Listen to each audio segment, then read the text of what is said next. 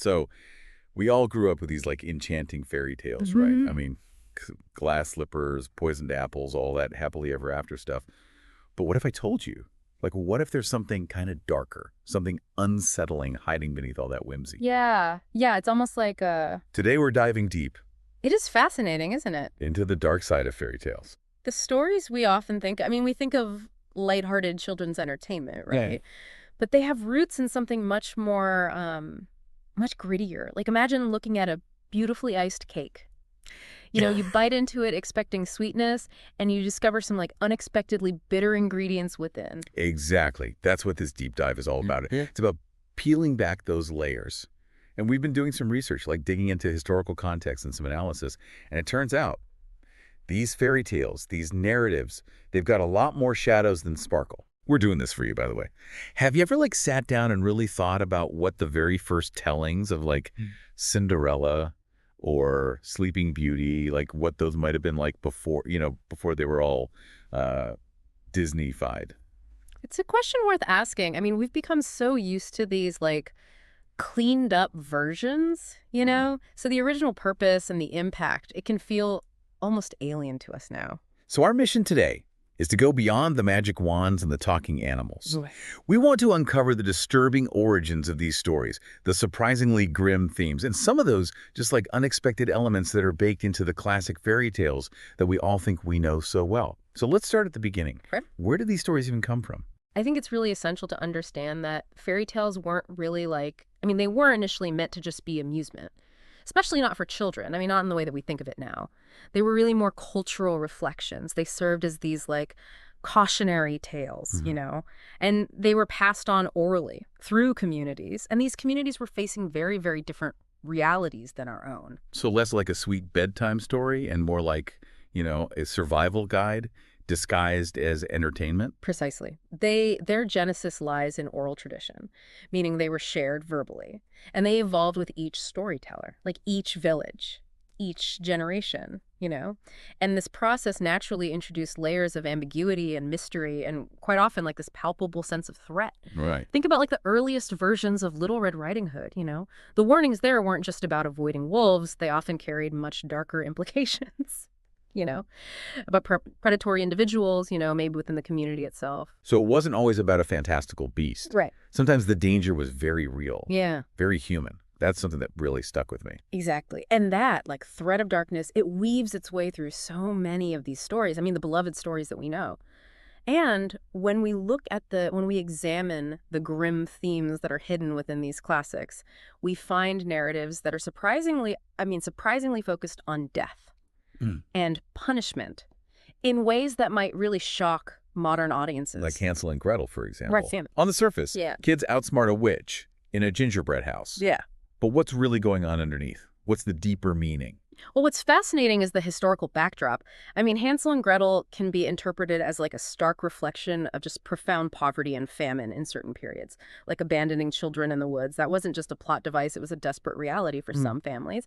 The gingerbread house. Yeah, it's fantastical, but it might symbolize the tempting but ultimately deadly allure of something that seems just too good to be true in times of scarcity. And the distress within these tales, I mean, as unsettling as it may be now, it probably held a very powerful resonance for the original audiences, right? Because it was tapping into very real anxieties about survival. Right. It completely changes how you see the story. Right. When you think about it that way. It makes you think about the anxieties and the hardships that people were facing. And these stories were almost a way to navigate those anxieties. Right. It's not just about broad themes of survival, though. Some of the more specific elements in these stories are kind of eye-opening. Indeed. Like, let's think about the way gender is portrayed. In stories like Cinderella and Snow White, I mean, these are hugely popular, but they very much mirrored the traditional and often limited roles assigned to women in the societies where these stories came from. Right. Consider that overwhelming emphasis on physical beauty, like as a woman's primary attribute. Yeah. And then the recurring idea of needing a male figure to achieve happiness or to rescue them from adversity. The whole damsel in distress trope, it does seem pretty prevalent in a lot of these stories. Absolutely. And these portrayals where female characters often fall into these very simplistic categories, either virtuous and passive, or malevolent and envious. It's been the subject of a lot of discussion, and it raises significant questions about the messages that these narratives, these fairy tales, transmitted to generations of young people about gender expectations and power dynamics. Yeah, I mean, it makes you think, like, what did these stories implicitly teach about a woman's worth and her agency in the world? It makes you reconsider those seemingly innocent narratives. Absolutely. And, beyond the gender roles, there's a surprising amount of just like brutality in some of these original tales, like straight up violence. There is. Violence appears quite frequently, and it's often very stark and unsettling, in ways that modern adaptations just tend to completely omit. You brought up The Little Mermaid earlier, and while the popular version ends with a happy couple on land, the original narrative, especially if you connect it to Hans Christian Andersen's version of the story, is far more poignant and ultimately kind of tragic. I mean, it involves immense physical suffering, unrequited love, and this rather ethereal, almost melancholic resolution for the mermaid.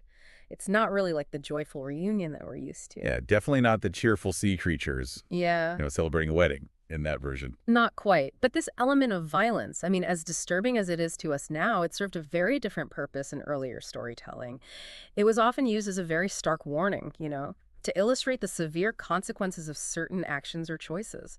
It also reflected the harsher realities of life back then, where survival often meant encountering and overcoming very genuine threats. So it wasn't just about scaring kids, but maybe about preparing them for a world that could be very dangerous.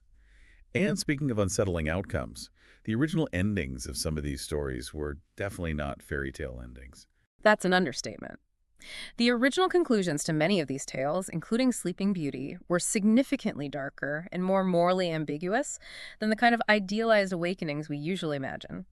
Some early tellings involved acts of, violation, and a protagonist who wakes up to something that's not exactly a happily ever after. Wait, so hold on. That's a far cry from a charming prince and a true love's kiss. Precisely. And these often unhappy, or at least very complicated endings, those weren't accidents. They were meant to provoke thought, to leave the audience with this lingering sense of unease, or a moral question to consider. It wasn't always about providing neat, comforting resolutions. It was about exploring the complexities and sometimes just the harsh realities of life. It sounds like these stories were dealing with some pretty heavy stuff. Mm-hmm. And as these tales spread across different cultures, they changed even more, right? Oh, absolutely. Culture is like a really powerful lens. It reshapes narratives to align with specific moral codes, societal values, belief systems. As fairy tales traveled from like west to east, for example, they underwent these really fascinating transformations, to resonate with local customs and understandings. So the core of the story might stay the same, but the motivations behind what characters do, or the lessons that are being taught, that could be totally different. Exactly. If you compare, say, a Western version of a Cinderella story with an Eastern counterpart, you see really striking variations in what virtues are prized, like what constitutes a happy ending, even the nature of the bad guys, the antagonists. You might see a greater emphasis on filial piety in one culture or on cunning and resourcefulness in another. It really underscores that these stories aren't like fixed things. They're fluid cultural artifacts. They adapt to the societies that embrace them. It's like the same song, but played on different instruments, each with its own unique sound. And this leads us to the moral lessons we're supposed to take away from these stories. Are they always straightforward? Or are they even consistent? That's a really insightful point. I mean, while fairy tales are often seen as these simple tools to teach morals, deciphering what the intended right message is can sometimes feel like you're lost in a maze. Like, take Beauty and the Beast again. Okay. Is the theme about looking beyond superficial appearances? Or does it kind of suggest that enduring bad treatment, like enduring mistreatment, can lead to love and reward, Interpretations of the moral can vary so widely, even within the same culture, but in different time periods. So what we might think is like the obvious lesson today might not be what the original storyteller was going for at all. Exactly. And the ambiguities, the sometimes contradictory messages, it raises questions about what these stories were really for in the first place. Were they meant to be purely didactic, like offering clear rules for how to behave? Or were they designed to spark a discussion? Critical thinking, maybe a deeper engagement with complicated human experiences. It makes you wonder what impact these dark and sometimes morally ambiguous stories had on the kids who heard them. I mean, both back then and even now. This is a really crucial area to consider. I mean, some argue that these narratives prepare children for the complexities of the real world and the potential dangers, right? But it's also important to look at the potential psychological shadows that they might cast on young minds. Some stories seem comforting on the surface, with that promise of eventual triumph. But they may also instill anxieties like fears of abandonment or violence or these malevolent figures lurking out there. So are we like unknowingly planting seeds of fear along with messages of hope? Yeah, it is. It's a very delicate balance. The relationship between storytelling and psychological development is just, it's intricate and it's profound. And understanding the potential impact, both the comforting and the potentially distressing, is really vital, especially when you think about the stories we share with children. And that brings us to how these stories are presented now. Mm. There's a real trend toward sanitizing them, Right.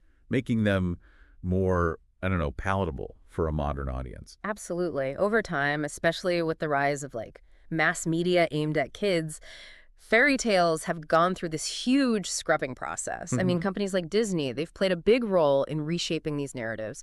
They often omit darker elements, simplify the characters, and they make sure those endings are very unambiguous and very feel-good. And the sanitization, I mean, it reflects a desire to make the narratives more appropriate and less frightening for young viewers. But what do we lose in that scrubbing process? Like, what's the trade-off? That's the big question, right?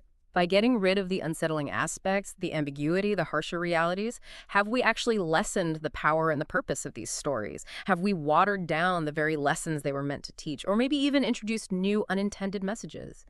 By taking things out, it's worth thinking about what these changes say about us, about our anxieties, and our values when it comes to childhood and storytelling. It's like we're afraid to let kids grapple with any real hardship or complexity in the stories they hear. Mm-hmm. And amidst all this focus on the magic and the morals and all that, it's easy to forget that these stories actually had authors, like real people behind them.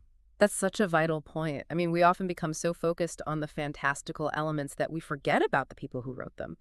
Figures like the Brothers Grimm or Charles Perrault, their work has kind of been overshadowed by just how popular these tales have become. It's like they become anonymous folklore, passed down without a clear origin. Exactly. But remembering the original authors, I mean, it enriches our understanding of the stories, right? It gives us crucial context about the historical and cultural world in which they were created. But it gives credit where credit is due. It restores to these individuals the recognition they deserve for shaping our collective imagination for centuries. It's been quite a journey, going from those like innocent images of fairy tales to this much more complex reality. It has. And as we wrap up this deep dive, it should be pretty clear that your perception of fairy tales has probably shifted. There's so much more than just simple stories for children. So what's the main takeaway? Well, we encourage you to look beyond those familiar enchantments and the adaptations that we all know and rediscover the often surprising core of these enduring tales. Think about your favorite stories and the truths they hold within their layers. Yeah. Think about the details, the plot points that stick out to you. What do those elements tell you about the time and the culture where those stories came from? What values were they emphasizing? Keep asking questions, keep diving deep, and maybe revisit some of those childhood favorites with a fresh perspective. Thanks for joining us on this deep dive. Thanks for having me.